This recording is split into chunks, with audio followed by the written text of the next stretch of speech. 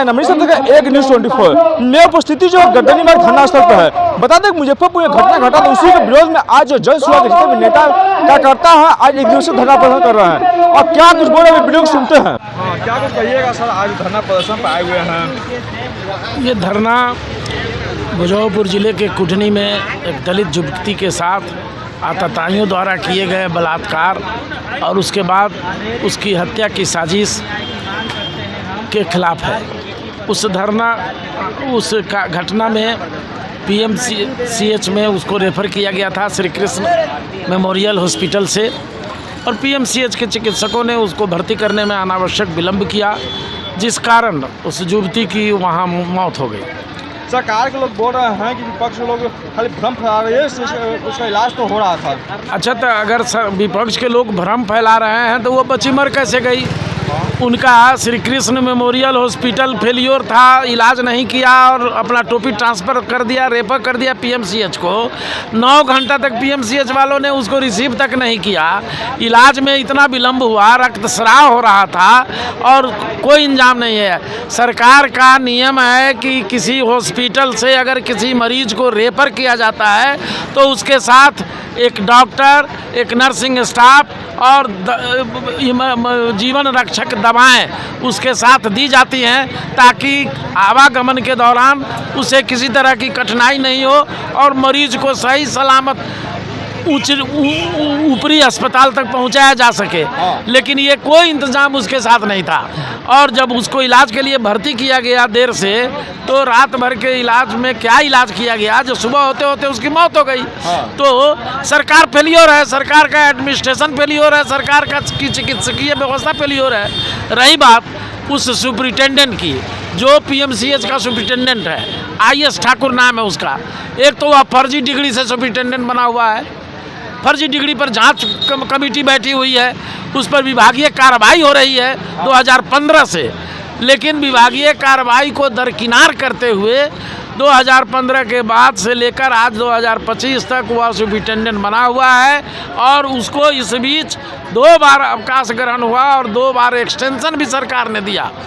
इतना ही नहीं, इसने अभी जो CAG ने रिपोर्ट दिया है 916 करोड़ 40 लाख रुपया के सामग्री खरीदगी में टेंडर जो किया गया उसमें बड़े पैमाने पर गड़बड़ी की गई है, घोटाला किया गया है। इसकी अलग से जांच चल रही है। बावजूद इसके वो नीतीश कुमार का भी दुलरुआ है और मंगल पांडे जी का भी दुलरुआ बना हुआ है। कौन है? IS ठाकुर जो रजिस्ट्रार है, वहाँ सुपरिटेंडेंट है PMCH का, उस पर 9 से 16 करोड़ रुपए का घोटाला का आरोप है।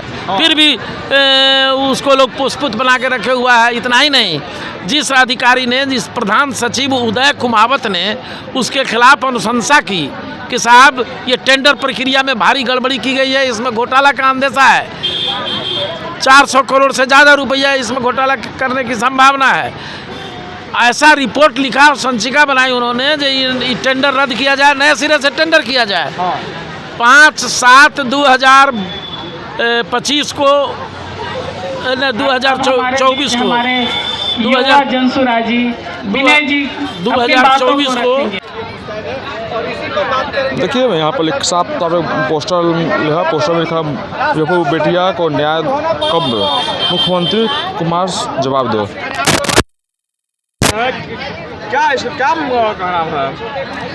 हम लोग उस पीड़िता के लिए न्याय की मांग लगातार करते आ रहे हैं। सरकार मुआवजे के नाम पर उस पीड़िता के परिवार का मुंह बंद करके इस मामले को रफा दफा करना चाहती है। लेकिन क्या ये मामला रफा दफा होने से हमारी बिहार की बेटियां सुरक्षित हैं? जो सवाल बिहार की बेटियां, बिहार की माएँ और बहनें पूछना चाह रही हैं, उसका जवाब क्या वो मुआवजा देगा? हमें उस रेपिस्ट के लिए फांसी चाहिए, हमें मंगल पांडे का इस्तीफा चाहिए, तभी जाके हम समाज में अपनी बच्चियों को स्वतंत्रता और आज़ादी से जीने का वो हक दे पाएंगे, ताकि उनके मन में जो खड़े सवाल हैं उनका जवाब उनको मिल सके और ऐसे अघन्य अपराध करने वाले जो अपराधी हैं उनकी रूह कांप जाए ये सोच के कि बिहार में इस तरह के अपराध की सज़ा ये मिलती है, तभी जाके होगा सही मायने में। अपराधी को पकड़ा भी रहे हैं। अपराधियों का पकड़ना, अपराधी के घर पे बुलडोजर चलाना, क्या बस इतना ही न्याय का मापदंड है? क्यों हम आज महिलाएं सड़क पे, एक बेटी हमारी चली गई और दूसरी बेटी बहन सड़कों पे खड़ी होके उस पीड़िता के लिए न्याय मांग रही है। यही है बिहार में बेटियों का सम्मान। पढ़ेंगी बेटियां तभी तो आगे बढ़ेंगी बेटियां। यहाँ बेटियां कहते हैं ना, हम महिलाएं अधिकार मांगते नहीं, किसी से भीख मांगते, और आज हमें हमारा न्याय तक नहीं दिया जा रहा है। तो जब तक सरकार हमें न्याय नहीं देती है तब तक हम लगातार किसी न किसी माध्यम से सरकार का घेराव करते रहेंगे, अपनी बेटी के लिए न्याय की मांग करते रहेंगे। अगर मंगल पांडे इस्तीफा नहीं देंगे तो क्या कीजिएगा? मंगल पांडे इस्तीफा नहीं देंगे तो हम लोग इसी तरीके से सड़कों पे प्रदर्शन करते दिखेंगे। और हमें लगता है कि जिस तरीके से हमें माँ बहनों का समर्थन है, बिहार की जितनी बेटियां हैं वो सब के सब सड़कों पे आने पे लाचार है, और सरकार को मजबूरी बस हमारी बातें माननी पड़ेंगी। जी, सरकार के लोग बोल रहे हैं कि विपक्ष के लोग जो हैं खाली भ्रम फैलाना चाह रहे हैं, लेकिन कार्रवाई अपना हो रही है। सरकार, विपक्ष के लोग भ्रम क्यों फैला? आपने ऐसी स्थिति क्यों आने दी कि विपक्ष खड़ा हो गया? आपने उस बच्ची को उसी समय इलाज क्यों नहीं उपलब्ध कराया जब वो बच्ची एम्बुलेंस में छटपटा रही थी? तभी उसकी देखरेख क्यों नहीं की गई? तो आज वो बच्ची हमारे बीच जिंदा होती। सरकार अपने दायित्वों की पूर्ति अगर सही तरीके से कर लेते। कि जो इलाज तो हो रहा था, खाली विपक्ष झूठ बोल रहे हैं। ये विपक्ष अपने मन से तो कुछ चीज़ें रख नहीं रहा है। उस जगह पे जिस तरीके से बच्ची 5 घंटे एम्बुलेंस में रही पीएमसीएच अस्पताल के बाहर, वो बात किसी से छिपी पड़ी नहीं है। आम जनता को मूर्ख बनाने का काम सरकार बंद कर दे। ये बात जनसुराज की नहीं है, ये बात बिहार के हर उस बेटी माँ बहन की है जो हम लोग जनसुराज के मंच के माध्यम से सरकार को देना चाहते हैं। जनसुराज आज के डेट में महिलाओं की आवाज़ है और महिलाएं इसमें बहुत बढ़ चढ़ के हिस्सेदारी ले रही हैं। इसका प्रदर्शन हम लोग आपको लगातार करते दिख रहे हैं। क्या ये देशव्यापी है कि खाली बिहार? ये देशव्यापी घटना है। जब निर्भया आंदोलन कर रहे हैं, देशव्यापी आंदोलन कर रहे हैं कि क्या? हम लोग ये बिहार की बेटी के न्याय के लिए आंदोलन कर रहे हैं। जब दिल्ली में निर्भया कांड हुआ तो पूरा देश एक साथ खड़ा हुआ था। आज मुजफ्फरपुर बेटी का कांड हुआ है तो पूरा देश एक साथ आके इसकी लड़ाई लड़ेगा। कहते हैं ना, ये तो अभी झांकी है, पूरी पिक्चर अभी बाकी है। बिहार की जनता जिस तरीके से जगी पड़ी है और जिस आक्रोश में दिख रही है, इन सरकारों की जुमलाबाजी का जवाब सरकार बहुत जल्दी मिलने वाला है। ये उसका इंतज़ार करें। आज सर धरना प्रदर्शन में बैठे हुए हैं, सर क्या मांगे आपको? कुछ दिन पहले जब हम राज्यपाल महोदय से मिलने गए थे तो हमने उन्हें एक ज्ञापन दिया था। उस ज्ञापन में 4 मांगे थीं। नैतिक, पूरी मुजफ्फरपुर वाली पूरी घटना की नैतिक जिम्मेदारी लेते हुए स्वास्थ्य मंत्री अपना इस्तीफ़ा दें। दूसरी मांग थी कि इस पूरी प्रक्रिया पर एक न्यायिक जांच बिठाई जाए और त्वरित कार्रवाई करते हुए दोषियों को पाया जाए और उन पर कड़ी कार्रवाई की जाए। तीसरी मांग थी कि पीड़िता के परिवार को 1 करोड़ रुपए का मुआवजा मिले और उसके परिवार में किसी को सरकारी नौकरी दी जाए। और चौथी मांग थी कि जो अपराधी है जिसने ये दुष्कर्म किया है उसको जल्दी से जल्दी, कड़ी से कड़ी सज़ा दी जाए, जिससे कि समाज में न्याय के प्रति आस्था पुनः पैदा हो। इन मांगों की पूर्ति नहीं हुई है, इसीलिए हम आज इस धरने पर बैठे।